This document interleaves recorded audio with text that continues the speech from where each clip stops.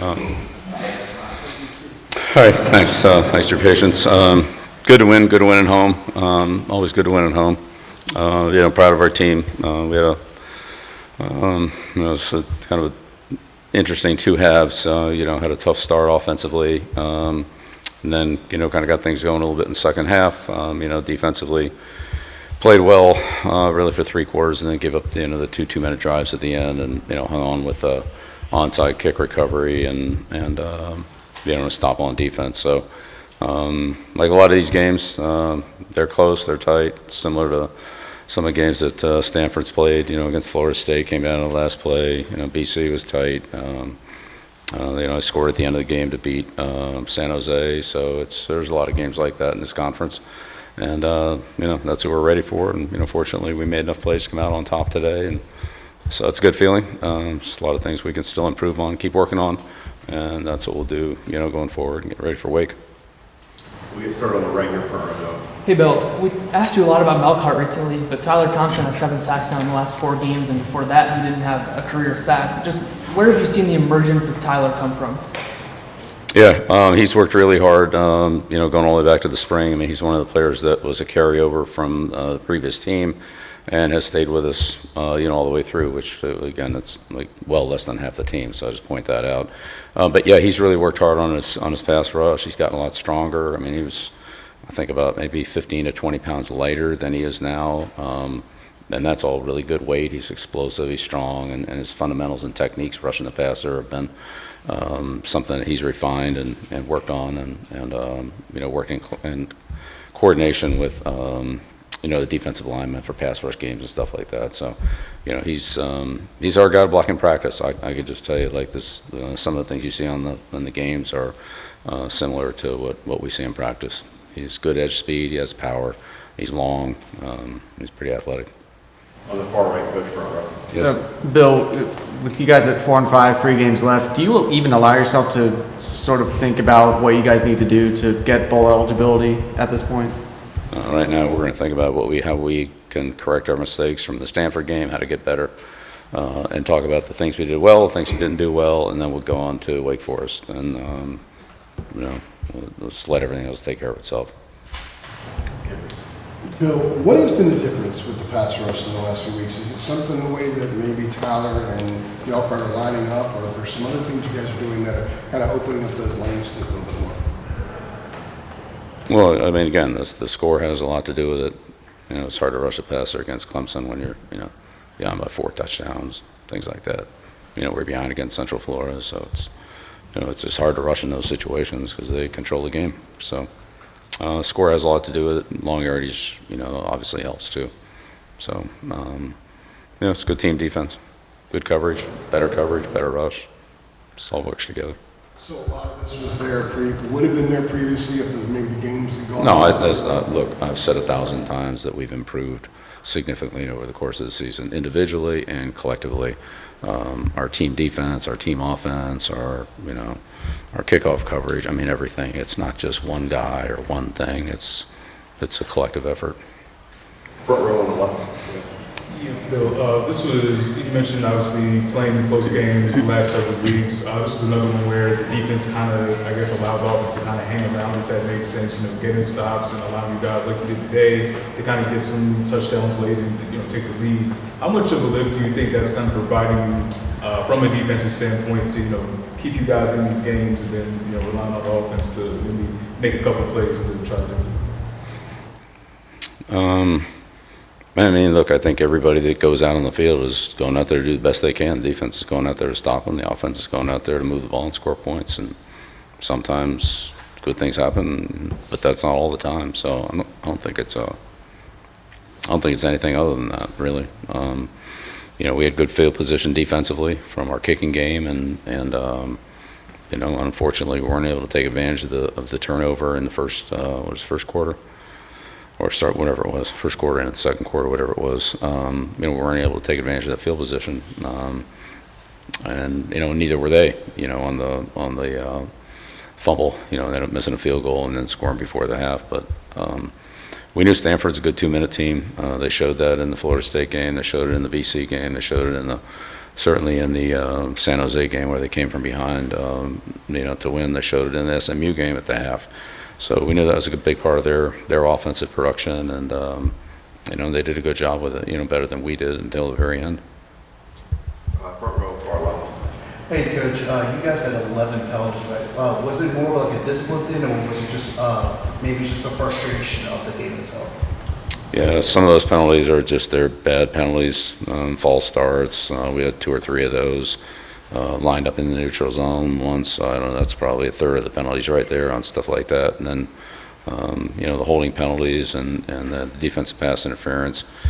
We knew they would call those tight. They called them pretty tight on both teams. They had a couple of DPIs and an OPI, I think. We had a couple too. So, we just got to do a better job of not contacting the receiver while the ball's in the air. But it was, those came up on both sides of the ball. But yeah, we had too many penalties, no doubt about it. We stopped ourselves too many times with, or created long yardage situations for ourselves. It wasn't them. It was, us on false starts and as I said, line up in the neutral zone on defense. Right next to the coach. Bill Jordan Chip called Gio Lopez a fighter.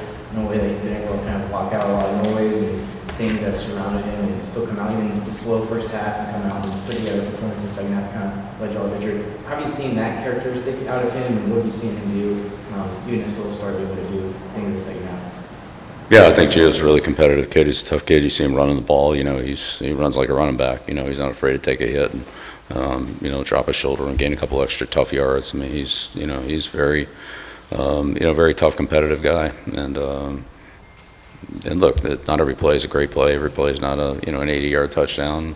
I think that's part of being a quarterback, is coming back from a 3 and out or a play that doesn't go the way you want it to go, and just block it out and move on to the next play. And really, that's what we all need to do, not just the quarterback, but all of us. If things don't go well, then move on to the next play, figure out what went wrong when we come to the sideline or when we watch the film, and try to execute it better the next time. Second row, right in the center. Bill, sort of along those lines, what would you make of, I understand each game is its own entity, but what would you make of the way you started at Syracuse and then the way you're able to sort of turn around the second half offensively, and then today it was a slow start. I think it was only 47 total yards for you in the first half, but right out Thanks of the for gate, reminding me of that number. I appreciate I think it. that's the right I think that is right, yes. But right out of the gate, you get your best drive of the Yeah. game to start the second half. Like, what have you made of some of these slow starts and the way you've been able to regroup or adjust or whatever you've been able to do at the half? Yeah, I mean, we try to do that all the time. The TCU game was a fast start game for us. The Charlotte game was a fast start game for us. But we didn't necessarily sustain it. So I don't know that there's a correlation. Whether it was a pregame meal we ate or whether it was something superstitious that accounted for that. I don't really think that's what it was. We just have to, always try to play well early and try to play from ahead and try to get off to a good start. We haven't done that lately, and we need to find a way to do that offensively. We definitely need to find that. So we'll keep working on it. Third row, right in the center, coach. Yeah, Bill, Brian Murphy, when you, have you ever thought, including tonight, about taking Gio out, putting Max in maybe for a series to give him a chance to regroup, or putting Max in permanently? And since you haven't done that, what is it about Gio that makes you think he's got this? Even if he isn't playing well, I trust that he's going to get it turned around. Yeah, I just think he gives us the best chance to win. That's why he's in there. Second row on the far right, coach. Hey Coach, I know the game just ended, but with Wake Forest up next week, do you have any thoughts that come to your mind about them, what they give out there on the field? Yeah, I've done a little preview work on them as we usually do prior to the game. Obviously not in depth, but they're pretty good. I think that they are very well coached on defense. They have a good defensive scheme. Same thing in the kicking game. They're aggressive on special teams and offensively. They've been productive there too.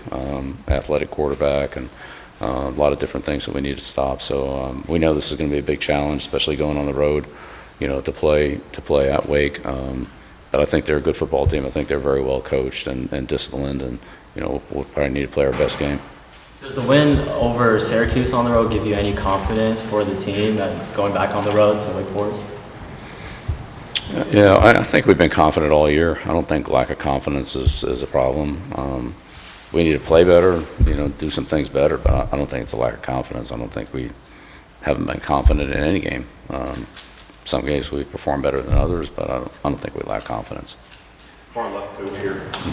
Bill, you guys scored only 2 explosives today. I've seen an increase in those as far as the scoring plays. What do you attribute that to, and how have you seen your guys take advantage of those in recent weeks?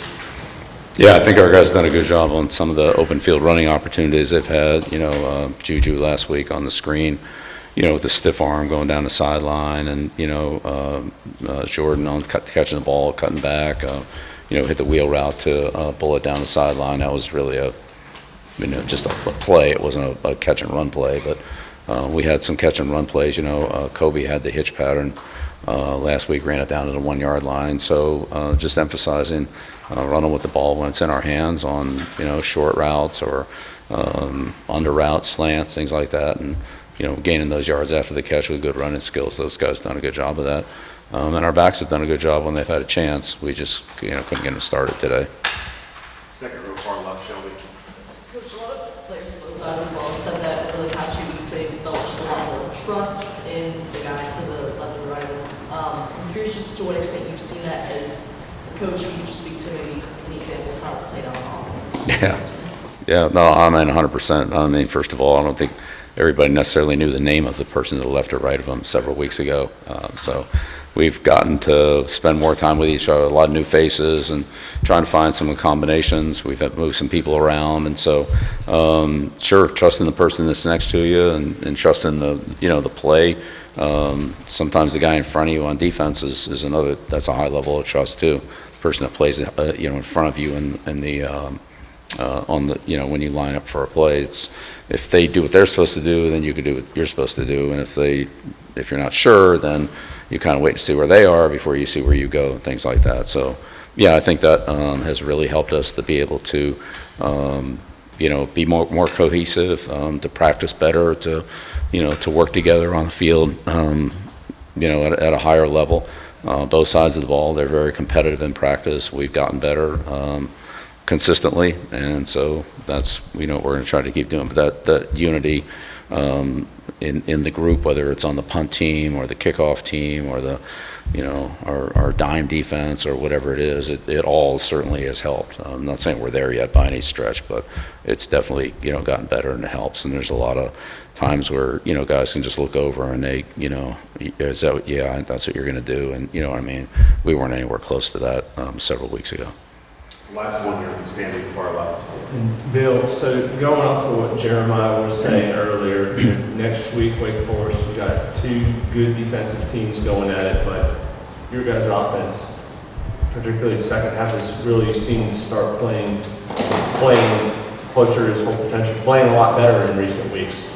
What are going to be those things you continue to do, you want to see your players continue to do to beat Wake Forest defensively, and what are going to be those offensive, difference maker plays that you guys need to make to overcome their tough defense and win your 3rd straight game?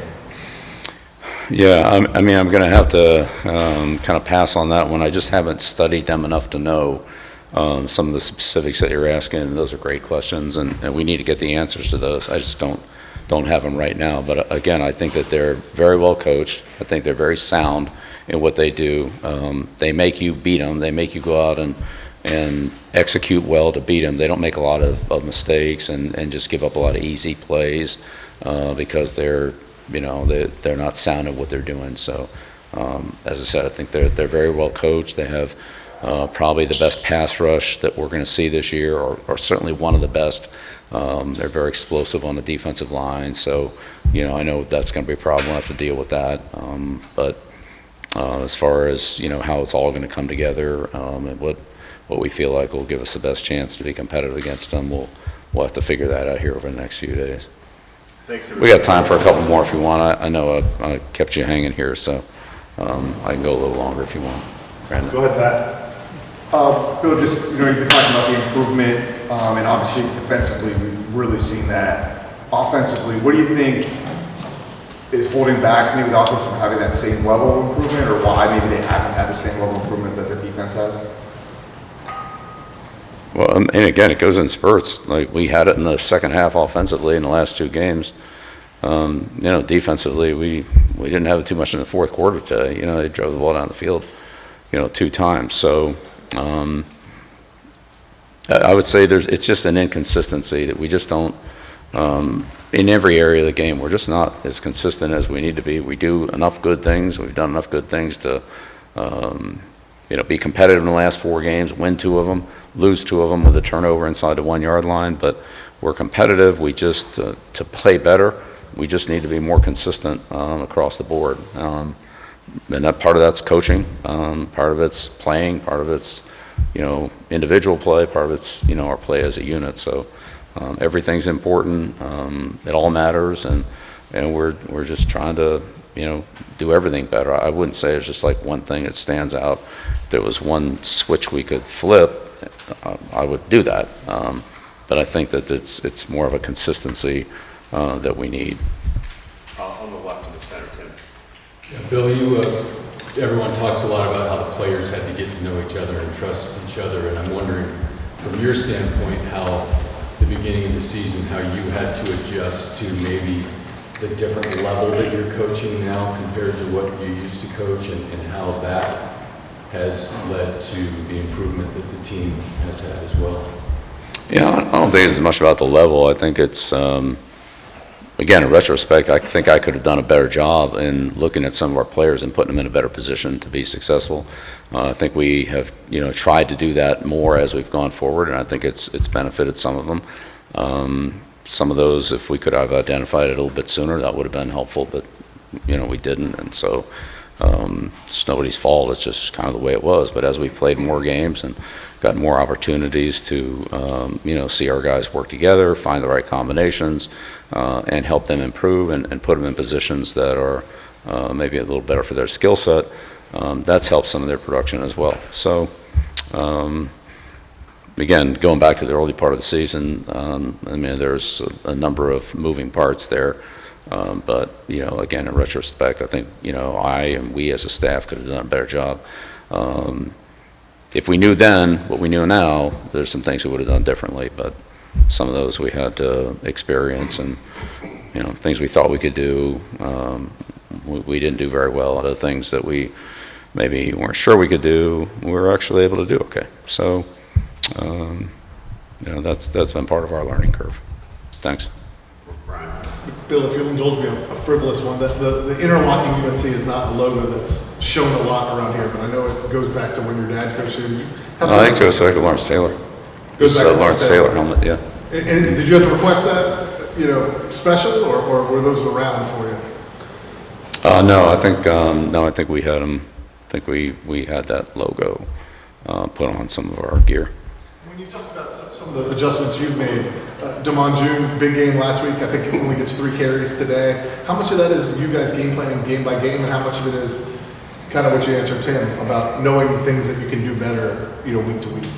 Yeah, some of our substitutions are predicated on certain things, personnel groups, and other factors, without getting into a long dissertation on it. And so sometimes if things are going well, that takes a person out of a rotation or adds another person into a more playing time, more snaps. Not necessarily that one person's done anything wrong or right, but just if that grouping is more productive, then that might lead to more opportunities for the people that are in that grouping, if that makes any sense.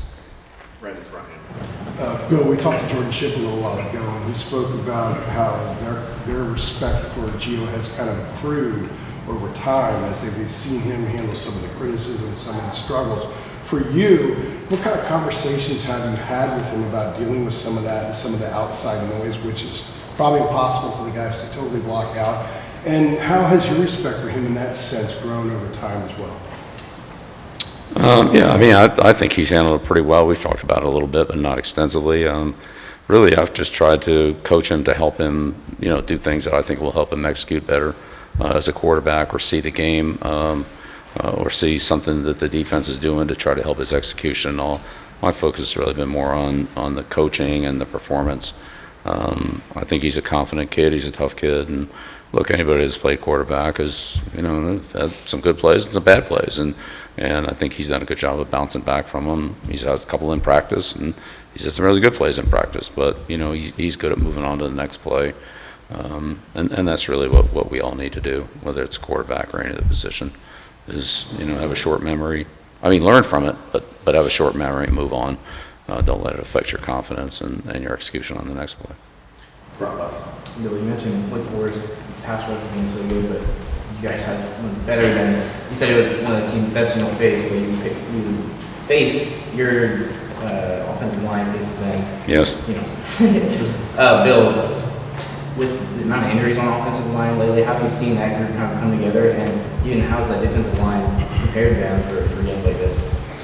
Yeah, we have trouble blocking our defensive line, so we see it every day, and we have multiple players that can rush, guys like Ty and Xavier, and some of the games and stunts that we run up there are not that easy to pick up. So that's good work for our offensive line. So yeah, we do have some trouble with them, but it's good. Again, the competition makes us better, and so we embrace it and try to learn from it. Bill's seen a lot of, playmakers emerge, June, Madrid, Tucker, these guys that were just at the bottom of the depth chart. They've spoken, a lot of the players spoke really highly about just kind of the opportunity for guys like them to rise up with just Sunday night football, basic periods. You kind of go over Bill with a lot of those younger guys. I'm curious just what maybe went into kind of designing that. It seems like a lot of intentionality put in developing the younger players. If you could just kind of talk us through that process. It's something we've always done.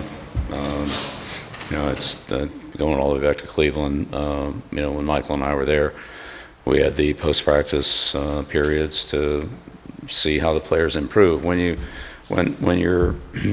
players who don't get a lot of playing time just run the other team's plays, it's hard for you to evaluate how they could actually run your plays, right? And so we created those periods and those opportunities for them to show how they were progressing doing our stuff, not just running, Virginia's plays and Syracuse's plays and Cal's plays and so forth, right? And so, that's been a good measuring stick, I think, for me, to see how our guys are progressing in what we do. And some of them have progressed to the point where they've earned playing time, both in the kicking game and on offense and defense. You've mentioned some of them, and there are some other ones as well.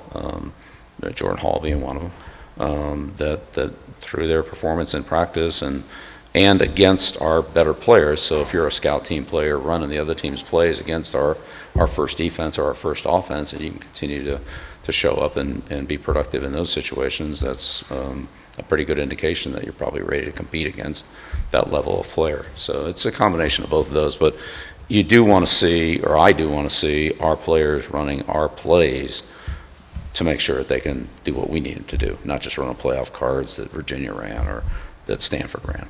Just really quick, I mean, you said that that's been something that you've done, since the beginning of your time, just coaching at pro level. Anything that you maybe changed or adjusted, just kind of bringing that to UNC? No, you just do it with the players that are available. I mean, that's what Brady did the whole 2000 season. I mean, he never played.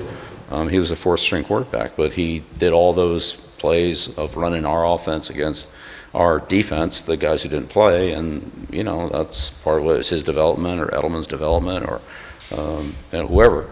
Steve Neal, I mean, that's what all those guys, they started there and they worked their way up, and they weren't great, they weren't even good, but they became good, and some became great. And that was a path again for us to evaluate them, for them to gain confidence, doing what we do. It's just hard to take a player who runs the other team's plays every week and then stick them in there and have them do your plays and think that, it's going to look great. He just hasn't had enough repetitions at our stuff, so you have to find time to do those. And those guys enjoy competing against each other, and again, they make each other better. They've all improved, and that's helped the person across from them improve, and I think that rising tide, has brought all of us up.